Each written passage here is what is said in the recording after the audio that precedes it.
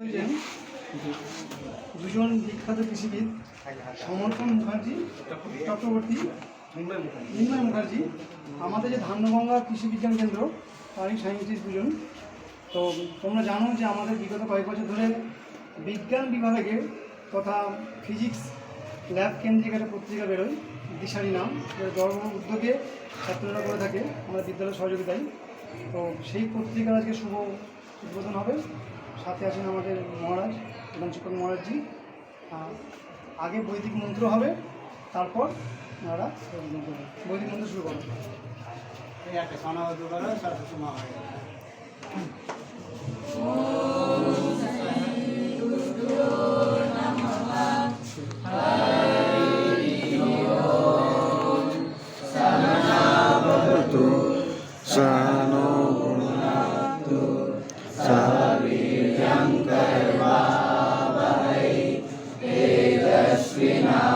तेजस्विनावधीतमस्तु मा विद्विषावहै। ॐ शान्ति शान्ति शान्ति। हरि ओम। सरस्वती महाभागे विद्ये कमललोचने विश्वरूपे विशालाक्षी विद्यां देवी नमस्तुते। কোথায় রে?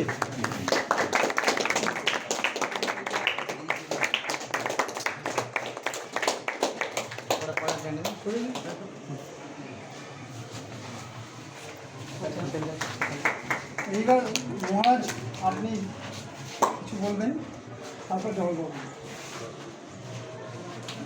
গত বছরেও হয়েছিল এই দিশারি পত্রিকা, সেইটাও এখনো তার উদ্যোগ জারি রয়েছে, থেকে খুব খুশি হয়েছি। এবং এই সায়েন্স পত্রিকার উদ্বোধনের জন্য একজন সায়েন্টিস্টকে পেয়েছি, একটা নতুনত্ব আমরা আনতে পেরেছি, তার জন্য আমরা স্যারদেরকে এবং ছাত্রদেরকে ধন্যবাদ দিচ্ছি। এবার জগন্নাথ কিছু বলবেন। আমরা গত 2 বছরের মতো এবারও পত্রিকার উদ্বোধন করতে পেরেছি ঠিক সময়। দুর্গাপুরের ছুটির ঠিক আগে আমাদের উদ্বোধন হয়। ছেলেদের আন্তরিক প্রচেষ্টাতেই খুব কম সময়ের মধ্যে কাজ সমাপন করা সম্ভব হয়েছে। এবং এবছর পত্রিকা এখানে ছাড়াও আরেকটা অংশ রয়েছে যেখানে আমাদের প্রেয়ার হয়। ওই প্রেয়ারদের জন্য যেখানে ছেলেরা দাঁড়িয়ে গান করে, তার ঠিক পাশে আরেকটা বোর্ডে কিছু অংশ আর কি রয়েছে।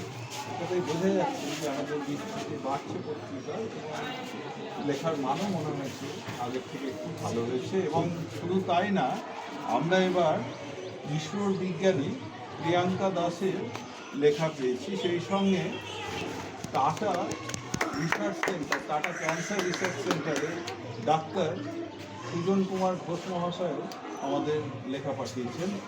এগুলো আমাদের ছেলেদের অনেক বেশি এনকারেজ করবে। আগামীতে আমরা আরও ভালো পত্রিকা প্রকাশ করতে পারবো, এই আশা আছে।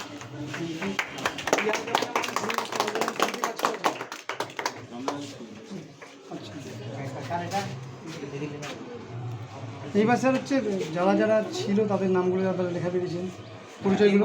কোনটা কোনটা লিখেছে পড়া যাবে না, সম্পাদকীয়টা পড়া যেতে পারে। আমাদের আপনি এইখানে একটা লেখা আছে, সত্যনাথ ঘোষ, সত্যনাথ ঘোষের এই অংশে আমি এডিটর হিসেবে আমি কি করবো। আচ্ছা, ওই ইসরো থেকে প্রিয়াঙ্কা ম্যাম যে লেখাটা পাঠিয়েছে সেই লেখাটা তো খুব আকর্ষণীয় হবে।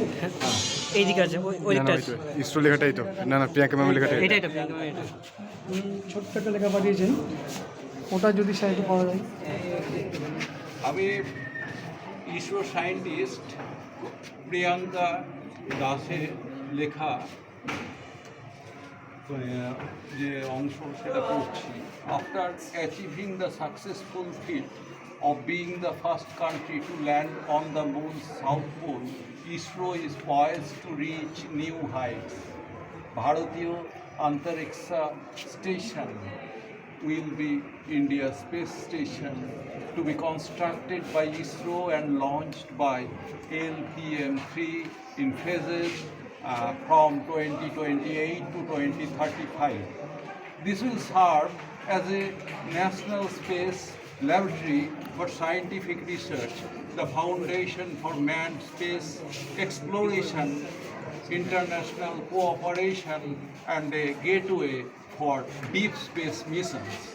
This mission is planned to have an orbit around 400 kilometers from Earth with 90 minutes of orbital period, weighing 40 tons, and have the capability of 4 astronauts for short-term stay and 2 for long-term stay. Apart from this, ISRO sets aim to have Mars landing mission MOM-2 with a rover and multiple payloads, Venus mission to study the surface and atmosphere of Venus, and Chandrayaan-4 to return sample from the lunar surface by 2028 to 2030. ISRO sets to have successful near-term missions, that is NISAR, SPADEX, the docking experiment, unmanned and manned Gangayaan mission, and numerous other satellites towards technology demonstrations. কি কি আছে item It's একবার pipeline. কার কার এখানে লেখা আছে doctor Sujan Kumar Ghosh লিখেছেন পশ্চিমবঙ্গের স্বাস্থ্য ব্যবস্থা ও তার ভবিষ্যৎ নিয়ে। আমাদের প্রাক্তন ছাত্র ধীর দত্ত মণ্ডল লিখেছেন drone technology in modern agriculture. এছাড়াও ছেলেদের মধ্যে MS স্বামীনাথনের সম্পর্কে লিখেছেন দ্বাদশ শ্রেণীর ছাত্র বিজন কোনায়। এছাড়া সৌমিক কুমার মণ্ডল লিখেছে the relation between probability and modern physics. এছাড়াও উল্লেখযোগ্য কিছু লেখা রয়েছে, আমার নিজেরই একটি লেখা আছে যেটা হলো বোস-আইনস্টাইন কনডেনসেট, অর্থাৎ ওই বোস-আইনস্টাইন পরিসংখ্যায়নের এটা 100 বছর পূর্তি হচ্ছে।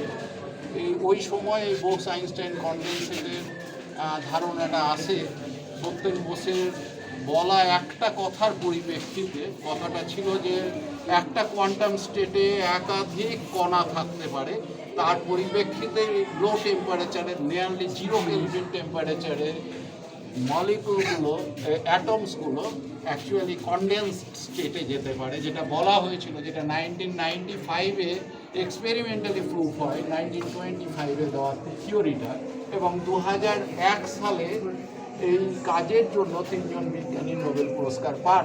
কিন্তু দুঃখের বিষয় তখন আমাদের সত্যনাথ বোস বা আইনস্টাইন কেউ জীবিত ছিলেন না, না হলে সত্যেন বোস আশা করি যে এই ক্ষেত্রে নোবেল পুরস্কার পেতেন। হ্যাঁ স্যার শেষ করি। স্যার আপনি শেষ করলেন? হ্যাঁ। এবার স্যার আপনি কিছু বলুন।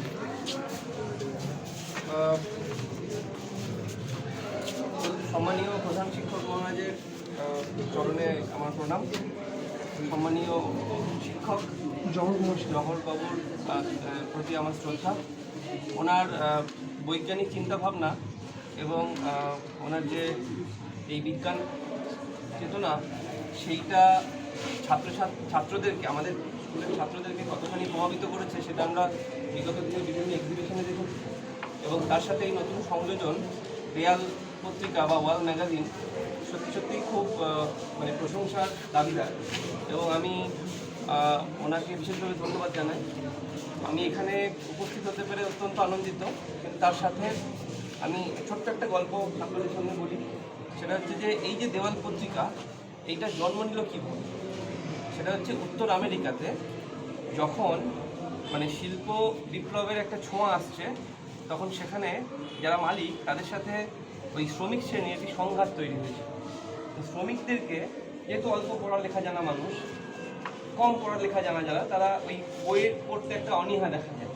তো বইয়ে কোনো লেখা তাদেরকে যখন দেওয়া হতো তখন তারা সেটা পড়তো না, কিন্তু তাদেরকে বিভিন্ন বিষয়গুলো, শ্রমিকদের যে স্বার্থ, সেই স্বার্থ রক্ষা করার জন্য তাদেরকে সহজেই জানানোর জন্য এটা এই পদ্ধতিটার প্রথম মানে শ্রমিক যে নেতা তারা তৈরি করে। যে আমরা যদি খুব ইম্পর্টেন্ট লেখাগুলোকে অল্প কিছু শব্দের মাধ্যমে, অল্প কিছু বাক্যের মাধ্যমে, কিছু ছবি দিয়ে একটু আকর্ষণীয় করে দেওয়ালে দিয়ে দিই, তাহলে ওরা যখন অফিসে আসবে, মানে ওই কারখানায় আসবে, তখন ওরা চোখ পড়বে এবং জানতে চাইবে যেটা কী লেখা আছে, তখন আমরা ডিটেলে বলবো। তো এইটা ছিল 1870-এর সময়ে প্রথম এইটার উদ্ভাবন। কিন্তু আমি আমার মানে ছাত্ররা তো কুড়ির মতো, মানে আগামী দিনে ওরা মানে ফুল হয়ে উঠবে, সৌরভ দেবে। আমি একটা কনস্ট্রাকটিভ সাজেশন দেবো, সেটা হচ্ছে আমাদের এগ্রিকালচার এক্সটেনশন সিস্টেমে যেটা বলে যে ফার্ম জার্নালিজম, কৃষক হোক বা মানুষ যাদেরকে আমরা দৃষ্টি আকর্ষণ করতে চাইছি, এখানে ছাত্রছাত্রী, এখানে রঙের ব্যবহারটা খুব গুরুত্বপূর্ণ। যেমন এই যে লাল ব্যাকগ্রাউন্ড, এর ওপর যে কালো লেখা, এইটা কিন্তু খুব আই ক্যাচিং নয়। যখন পিছনের ব্যাকগ্রাউন্ড হবে সাদা এবং তার উপর লেখাটা হবে ডিপ একটা কালার, তখন সেটা হবে আই ক্যাচিং। 1, 2 হচ্ছে শব্দগুলোর যে অক্ষরগুলোর যে সাইজ, কতটা দূরত্ব থেকে আমরা পড়বো, এবং তার জন্য শব্দের, যেমন তোমরা দেখবে চোখের ডাক্তারখানায় গেলে দেখে না টেস্ট কাটা প্রথম বড়, তারপর একটু ছোট, তারপর ছোট, এরকম। তো এইগুলো একটু যদি বড় হতো, আর একটু এটা পড়তে গেলে আমাকে এইরকম জায়গায় আসতে হবে, বা এইখানে আর একটু দূরে গেলে আস্তে আস্তে আমি কম দেখতে পাবো। তো এই জায়গাগুলো দেওয়ালা পত্রিকা বা দেয়ালিকা যাই বলি না কেন, সেইগুলোর এই জায়গাগুলো খুব চমৎকার। এবং তোমরা যখন আগামী দিনে কোনো অর্গানাইজেশনে কাজ করবে, যখন নিজে কোনো কাজ স্যার জানেন প্রেজেন্ট করি আমরা, দুরকমভাবে প্রেজেন্টেশন হয়। একটা হচ্ছে আমরা পিপিটি পাওয়ার পয়েন্ট দেখাই কম্পিউটারে, আরেকটা হচ্ছে আমরা কিন্তু এইভাবে প্রেজেন্ট করি। সেই প্রেজেন্টেশনটা কত সুন্দর, তার উপর দাঁড়িয়ে তোমার বৈজ্ঞানিক যে আবিষ্কার বা যে গবেষণালব্ধ ফলাফল, এটা কত ভালো প্রেজেন্ট করতে পারছি। সেই জন্য ছবির ব্যবহারটা কিন্তু এখানে খুব গুরুত্বপূর্ণ। যে ছবিগুলো দিয়েছে খুব সুন্দর লাগছে, মানে এটা সত্যিই প্রশংসনীয়। তো এইটুকুই আমার বলার ছিল। অনেক অনেক ধন্যবাদ। ছাত্র স্যার এগুলো ছাত্রদের আঁকা ছবি। হ্যাঁ, আচ্ছা, বুঝতে পেরেছি আমি। ওরা এঁকেছে। আচ্ছা, আঁকা ছবিগুলো কি এঁকেছে একটু বলে দিন। এটা ছাড়া মনে হয় সব ছবি আঁকা। এটা কি আর্টিস্ট কি আছে? এই যে লেখা আছে PSSD, সঙ্গীত এটা সঙ্গীত সঙ্গীত দাস এঁকেছে। আর পরবর্তীকালে সোহম সান্যাল সবগুলোই মেকআপ করেছে শেষ পর্যন্ত। এটা অঙ্কুশ দেবনাথ। এটা অঙ্কুশের আঁকা। সময় আঁকা কোনটা? এইটা স্যার। এইটা। সোহম এটা এঁকেছে এবং অন্যগুলো আরেকটু পরিচর্যা করেছে। এবং সোহম পরবর্তীকালে টাইপ কোর্সে যে টাইপ করে করা যায় লেখাগুলো, না, হাতে লেখাটা সবসময় মানে ইম্পর্টেন্ট বেশি হয়, বা ওই কালারগুলো দিয়ে অবশ্যই। হ্যাঁ, কিন্তু ওরা ওই চারজন। মানে ব্যাকগ্রাউন্ড যদি সাদা হয়, তার উপর সোনালী কালার না দেওয়া যায়। কালো হলে এটা কালো অনির্বাণ। অনেক বেশি। আর গুরুত্বপূর্ণ ভূমিকা নিয়েছে চারজন ছেলে লেখার ক্ষেত্রে। আমাদের অনির্বাণ রানো, রোহন, আর সোহম সান্যাল, আর রূপম বিশ্বাস ক্লাস 10B।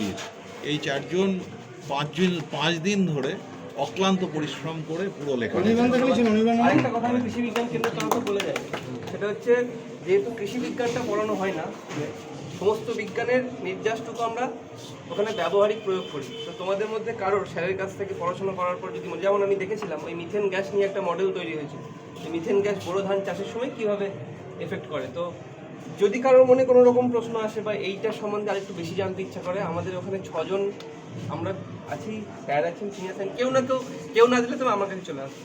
এইটুকু আমি স্যার একটু বলে রাখি, আমরা একটা কম্পিটিশনে যেতে যাচ্ছি, সেখানে কৃষি বিজ্ঞানের উপরেই একটা মডেল তৈরি করতে হবে। আপনি যদি আমাদের একটু যদি suggestion আমি দেন, অবশ্যই আমি যাবো একদিন ধীরুর সঙ্গে। একটা গ্রুপ ছিল, এইদিকে বঙ্গালা কোথায় গেল?